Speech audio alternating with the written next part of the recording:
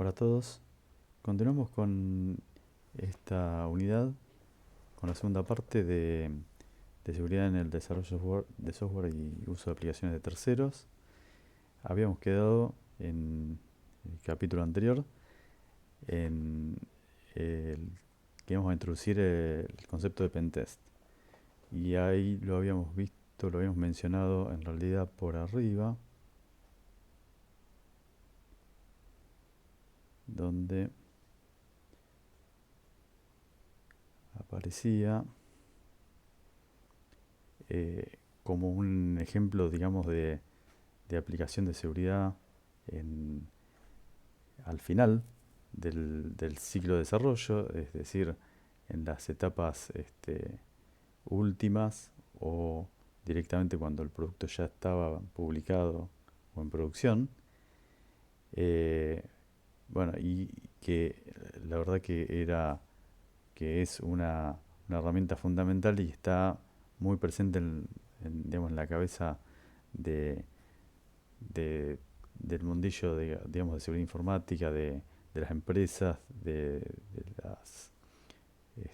las personas que tienen a cargo las decisiones y también en lo que es toma de personal de seguridad informática, etcétera. Y también, bueno, la gente, digamos, las personas que quieren dedicarse a hacer informática es uno de los puntos de entrada. O sea, y bueno, por eso lo mencionamos como una palabra este, resonante, rimbombante de moda. Y entonces, digamos que directamente se quiere pagar el servicio del pentest para poder brindar esa capa de seguridad automáticamente. En algunos casos se tiene como un concepto de que, bueno, aplico el pentest y listo, soluciono todos los problemas, pero bueno, esa es la forma en que lo habíamos introducido un poco, pero más en detalle. Veamos que vamos a ver ahora las fases de un pentest y, y en qué consiste ese pentest. Así que bueno, con eso vamos a arrancar en esta oportunidad. Así que vamos a ir a la diapositiva correspondiente.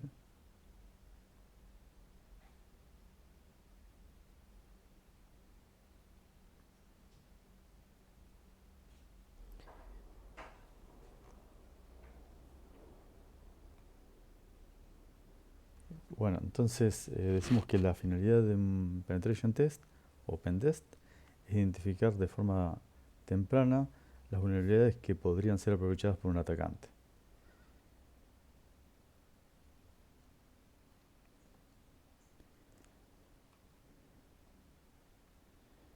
Bueno, y acá lo que vemos es que justamente esto de la forma de empezar eh, para muchos que es entusiastas de la tecnología, etcétera, que es decir, uy, a ver cómo puedo romper de alguna forma una aplicación, se transforma en un proceso corporativo, es decir, pasamos de algo prácticamente lúdico a algo corporativo y que está teniendo mucha relevancia en las empresas, pero bueno, ahora lo que vamos a ver es qué restricciones tenemos eh, para darle forma a este proceso útil para la seguridad informática, ¿no?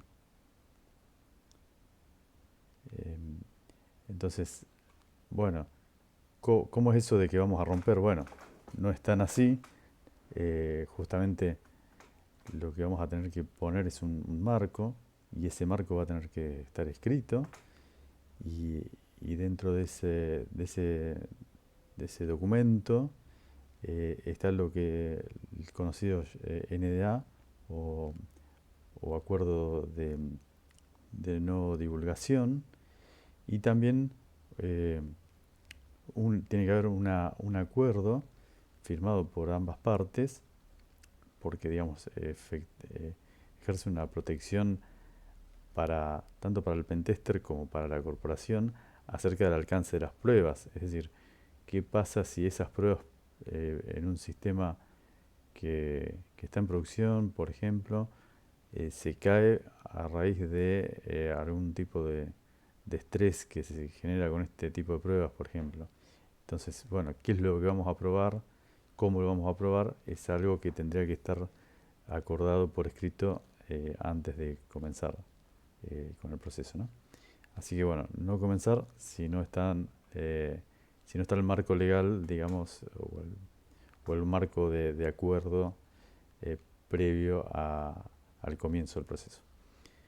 Bueno, después lo que vamos a tener es una etapa de reconocimiento, donde lo que se va a buscar es información en sistemas como Shodan, que bueno, Shodan, si no lo conocen, es una página, shodan.io, es una página que brinda información y que está todo el tiempo escaneando toda Internet y puede indexar esa información. Sería como el Google de los servicios expuestos, digamos, o de los datos divulgados por servidores web y dispositivos. Es decir, eh, cosas como, por ejemplo, qué puertos tiene abierto a alguna dirección IP es algo que nos vamos a poder dar cuenta o identificar inmediatamente a través del uso de esta herramienta, sin escanear nada.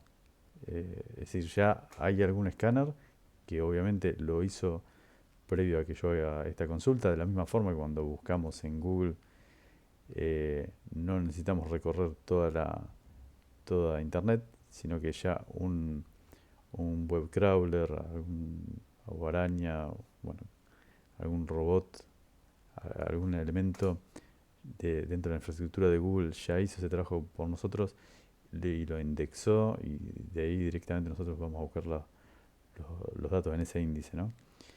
Eh, Consultas a los DNS es algo también bastante público. No estamos estresando el DNS en sí, sino que estamos consultando datos normales de los que son públicos de DNS. O sea, si no sería otro, un pentest de DNS, o sea, específicamente. Bueno, información que puede obtenerse por redes sociales o en el caso de Google Hacking, lo que nos permite, por ejemplo, buscar algunos strings, por ejemplo, dentro de las URLs o archivos de cierto tipo. O sea, bueno, hay ciertos truquitos para buscar cosas que pasan más desapercibidas y que indexa justamente Google. Eh, bueno, dentro de esta fase no se genera tráfico sospechoso en la red ni puede ocasionar caída en los servicios analizados y utilizan fuentes de información externas, como estas que hemos mencionado. Eh, bueno, pasando a la siguiente etapa, en el caso de la numeración, lo que tenemos es un reconocimiento activo donde vamos a utilizar algún tipo de herramienta donde se va a realizar un escaneo, eh, que bueno, son herramientas que generalmente estamos hablando de que funcionan a través de la red, es decir, de manera remota, eh, probando conexiones a puertos y haciendo pruebas dentro de cada puerto para las aplicaciones conocidas y obteniendo información. Eh, y de esa forma es como que se obtiene un inventario de los servicios expuestos y también eventualmente de otra información como las vulnerabilidades conocidas que tiene disponible, etcétera. Eh, dentro de, bueno, pasando a la siguiente etapa, tenemos la de explotación, donde eh, con- teniendo esta información de la etapa previa, lo que hace el pentester es utilizar exploits conocidos sobre la misma o incluso también puede desarrollar los propios, pero tengan en cuenta que el proceso de pentest desarrollado de esta manera tiene un alcance limitado en horas, es decir, el investigador no tiene eh, horas ilimitadas para dedicarse a esto, así que generalmente estamos hablando de que se van a explotar eh, vulnerabilidades conocidas. Y en lo que es explotación, lo que se trata es de poder ejecutar o sea, introducir algún código utilizando ese exploit que, eh, que genere algún tipo de comportamiento, ¿no? Por ejemplo, no sé, que implante un rootkit, etcétera. Bueno, una aclaración es que estas etapas son, digamos, las etapas prácticas que se realizan en un pentest que pueden variar, no siempre son las mismas, pero estas es como un panorama de división de fases bastante comúnmente usados. Hay otros, pueden encontrar otras descripciones de visión de fases más, más completas, pero que generalmente para el uso eh, que tiene un pentest, que aparte tiene que tener una duración relativamente corta, porque ya estamos en las etapas finales donde ya un producto tiene que salir o donde, bueno, los tiempos no son, no son muy largos, se tiene que cortar en un punto. Y luego de esto, lo que vamos a tener es el producto final que va a ver el cliente o la parte interesada, que tiene que ver con los informes. Y ahí podemos dividir en un informe ejecutivo y un informe técnico. ¿Qué diferencia van a tener estos informes? Bueno, el informe ejecutivo va a ser más resumido, eh, va a presentar la problemática o el conjunto de hallazgos en forma más, este, más de alto nivel, como para la alta dirección o la alta gerencia, y mientras que el informe técnico va a estar dirigido a las personas que componen el equipo técnico de ciberinformática, infraestructura, desarrollo, etcétera. También depende del objetivo del pentest, si es orientado a al desarrollo o más a la infraestructura, etcétera. Em, y eso es lo que va a ser la carta de presentación. eh, en nuestro caso, si somos los pentesters, va a ser nuestra carta de presentación, o en el caso de que recibamos alguna investigación de este tipo, va a ser lo que vamos a tener que analizar y pedir, ¿no? Es decir, si somos técnicos, pediremos el informe técnico, y si estamos en la alta dirección, quizás nos interese el ejecutivo o ambos, quizás como referencia. Em, bueno, y adicionalmente, eh, luego de la recepción de estos informes por parte del equipo que está trabajando en la empresa, lo que va a tener que hacer es aplicar las correcciones según lo indicado en los informes y adicionalmente, digamos, lo que llamamos remediaciones, y luego lo que puede haber una devolución para comprobar si se realizaron bien estas remediaciones. Eh, Así, bueno, eso es muy importante, como que, eh, digamos, completa el servicio de un pentest.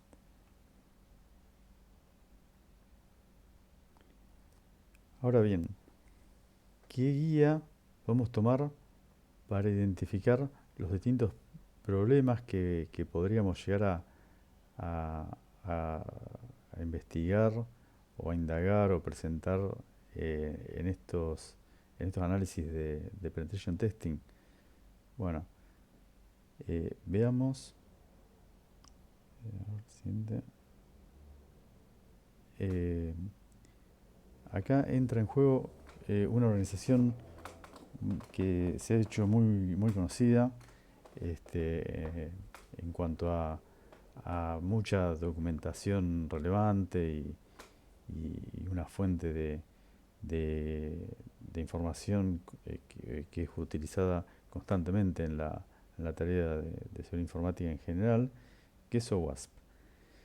Bueno, y como su nombre, o sea, eh, según vemos en la sigla, es Open Worldwide Application Security Project, o sea que es un proyecto que, como su nombre lo indica, es de cooperación internacional eh, y abierto, enfocada a la seguridad de las aplicaciones, tal como lo indica su nombre.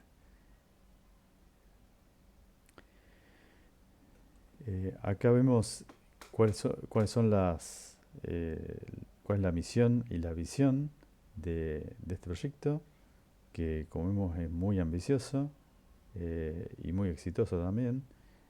Vemos que la visión es directamente que no haya más software inseguro y la misión es ser una comunidad abierta internacional, global, que, bueno, que digamos, provee al software de seguridad a través de herramientas, de educación y colaboración. Bueno, al día de hoy lo que tenemos es que tiene más de 250 capítulos locales o filiales, digamos, lugares donde están haciendo trabajo, grupos, y que, bueno, y que es una fundación sin fines de lucro. Em, Pasamos a la siguiente. Dentro de las cosas que probé, hay una que es muy conocida, que es el top 10 de aplicaciones, perdón, vulnerabilidades de las aplicaciones, o sea, categorías serían, eh, donde vemos que están en realidad enfocadas en distintos tipos eh, de elementos de las aplicaciones, como por ejemplo aplicaciones web, APIs, etcétera. Ahora vamos a ver un poquito más en detalle. em, y que no es de publicación regular. Por ejemplo, acá vemos que en- desde septiembre de 2024 se viene esperando la publicación para el primer semestre de 2025 del, del OWASP Top 10. O sea, estamos hablando el top 10 de aplicaciones web. em,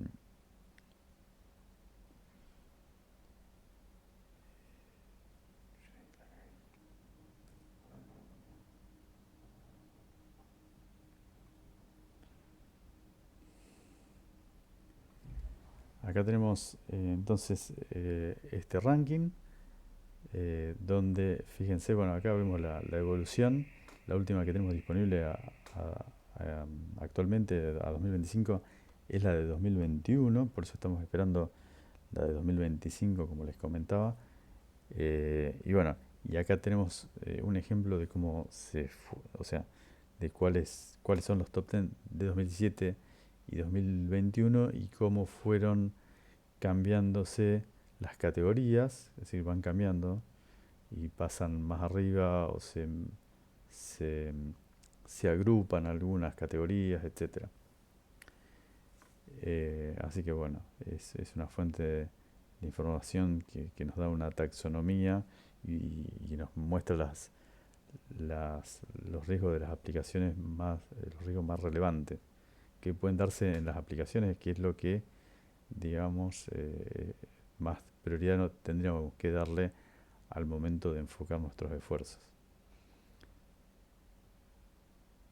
Algunos de los proyectos de OWASP, bueno, justamente el más conocido quizás es el OWASP Top 10. Después tenemos una sección con el capítulo de la seguridad en APIs y también el top 10 de, de esos riesgos de aplicaciones de APIs, perdón, de APIs. Eh, y bueno, y el link general del proyecto de seguridad en APIs, que no es solamente el top 10, sino que provee numerosos recursos y herramientas orientados a esa finalidad. Después tenemos el subsitio de seguridad en aplicaciones móviles. Esta herramienta, Juice Shop, que tiene que ver con poder probar vulnerabilidades con una aplicación de ejemplo, que justamente lo que permite es que funcionen o sea, podríamos hacer un pentest de prueba, de ejercitación, y poder probarlo en un sitio de ejemplo que sería Juice Shop, por ejemplo, para enseñanza, ¿no? O entrenamiento. Después tenemos el WAF Mode Security. Bueno, muy rápidamente, un WAF es un módulo, un servicio web que lo que hace es poder detectar y eventualmente bloquear distintos tipos de ataques en aplicaciones web. Y dentro de esos módulos de WAF, una alternativa libre que tenemos es Mod Security, que es un proyecto muy maduro y que tiene muchísimos años, creo que como 25 años al día de hoy, eh, donde el proyecto pasó por distintos mantenedores, empresas que se hicieron cargo, y ahora eh, directamente ya es un proyecto sponsoreado por WASP. Bueno, Mod Security, digamos que es un módulo que funciona en Apache, en el servidor web Apache. Por eso, de ahí su nombre, Mod, que es un módulo de Apache. Dentro de Mod Security se usan reglas que pueden definir cómo detectar distintos tipos de ataques. Por ejemplo, path traversal, donde algún spider puede estar queriendo recorrer nuestro sitio. Lo que va a hacer es insertar strings de tipo punto punto barra, o sea, buscando el directorio anterior. Entonces, todo lo que vea en cuanto a URLs que tengan punto barra, lo que hace es generar una detección que nosotros eventualmente podríamos loguear o bloquear, ¿no? Bueno, eso es Core Rule Set, es decir, un conjunto de reglas estándares eh, que se usan en Mod Security, e incluso la implementación está disponible en nubes como la de Azure, por ejemplo. El gateway de WAF de Azure permite la incorporación o incorpora este tipo de este conjunto de reglas. Desconozco si abajo lo que hay es un Mod Security o no, pero la, el- eh, la sintaxis es compatible con Mod Security.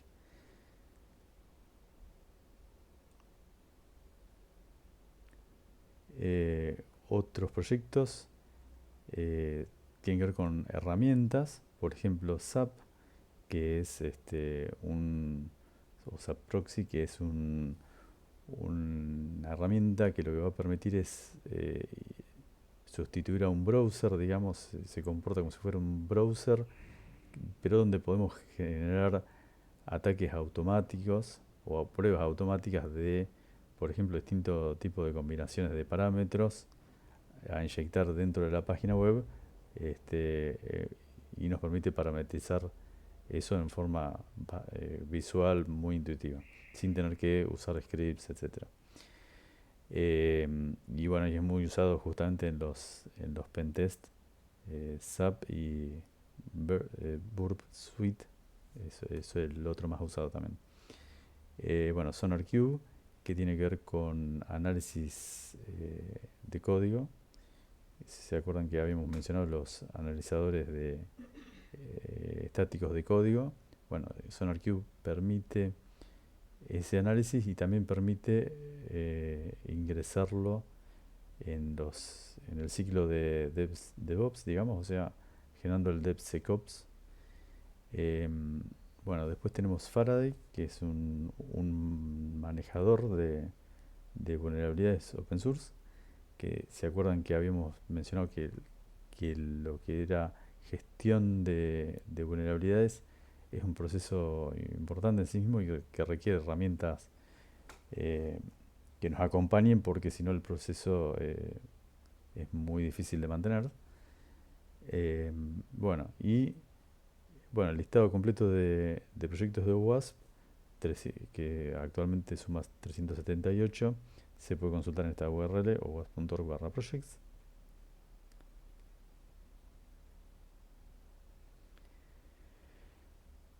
Bueno, resumiendo, la información es un activo muy valioso en cualquier organización y más en un mundo globalizado como el que eh, donde esta información circula prácticamente y es muy difícil controlarla. Eh, entonces, ¿por qué canales transcurre esa información? Bueno, a través de aplicaciones. Esas aplicaciones que van a hacer uso de nuestros datos van a tener que tener una calidad suficiente en cuanto a seguridad para poder eh, ejercer las medidas de control que se requieren. De otra forma, eso podría, esas restricciones podrían violarse, ¿no? Eh, entonces, ¿cómo podemos generar esa calidad? Bueno, en todo está la tecnología, las personas y los procesos, y en eso influyen las buenas prácticas en general, las, las fuentes de información como libros, cursos de capacitación, eh, listas de verificación al momento de hacer los desarrollos, ¿no? Herramientas automáticas que me puedan generar reportes, alertas, etcétera, eh, para poder minimizar los problemas de seguridad y cumplir con los estándares de codificación segura, que sería la documentación que guía el desarrollo del software, ¿no? Este, bueno, y siempre la complejidad va en contra muchas veces de la seguridad y en este caso si usamos herramientas que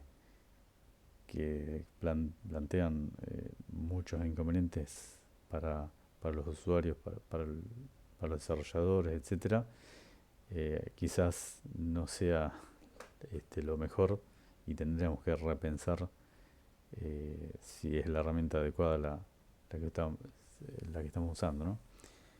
Em, Así que bueno, a tener cuidado de no sobre sofisticar la cosa y no implementar cosas que son imposibles, ¿no?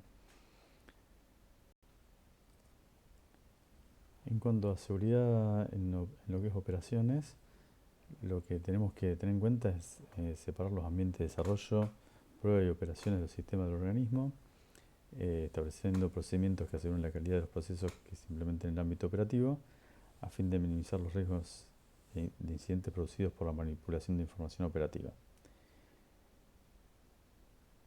Siguiente. Bueno, esta separación podría realizarse en distintos ambientes, pero una separación estándar puede ser en tres ambientes, donde tenemos el ambiente de desarrollo por un lado, que es donde se desarrollan los programas fuentes, donde trabajan los desarrolladores de las aplicaciones, un ambiente de pruebas, donde el implementador de este ambiente recibe el programa, la documentación respectiva y realiza una prueba en general, con un lote de datos de prueba, ¿no? Y junto con el usuario, que es el que conoce el dominio de aplicación, eh, realiza esta prueba o eventualmente, bueno, lo hace algún operario eh, especializado en esta tarea. Algunos programadores se dedican directamente a trabajar como, en lo que es testing, ¿no?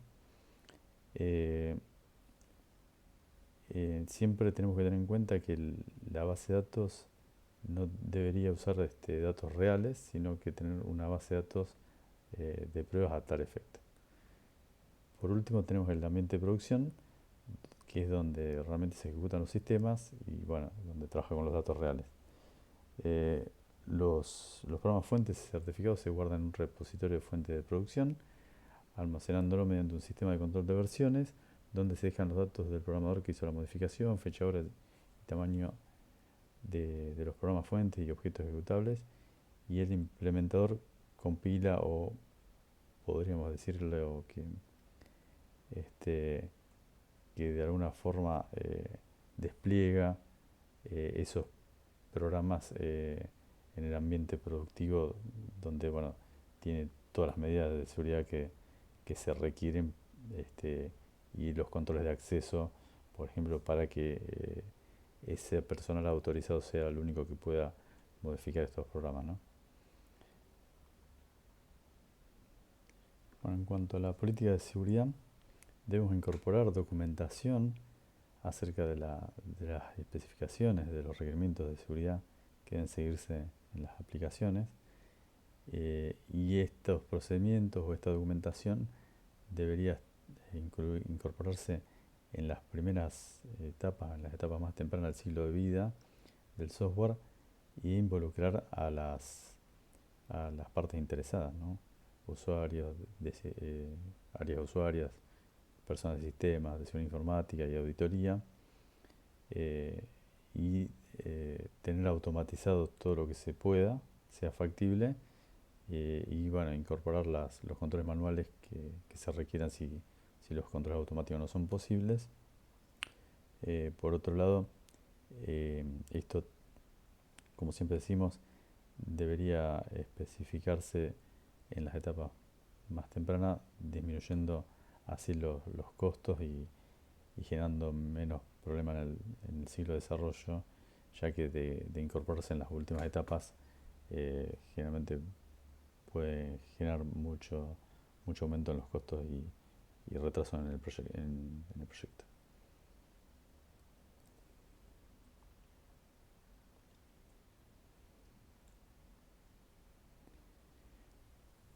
Eh, bueno, para evitar la pérdida, modificación o uso inadecuado de los datos pertenecientes a los sistemas de información, se establecerán controles y registros de auditoría verificando durante el diseño la validación efectiva de los datos de entrada, el procesamiento interno, la autenticación de los mensajes, interfaz entre los sistemas y validación de datos de salida.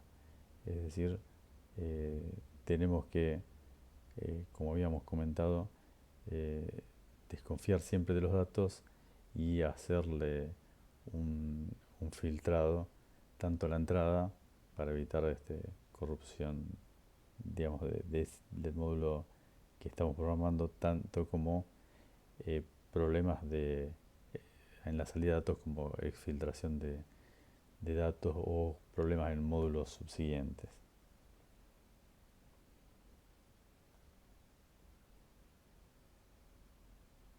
Bueno, esto ha sido todo.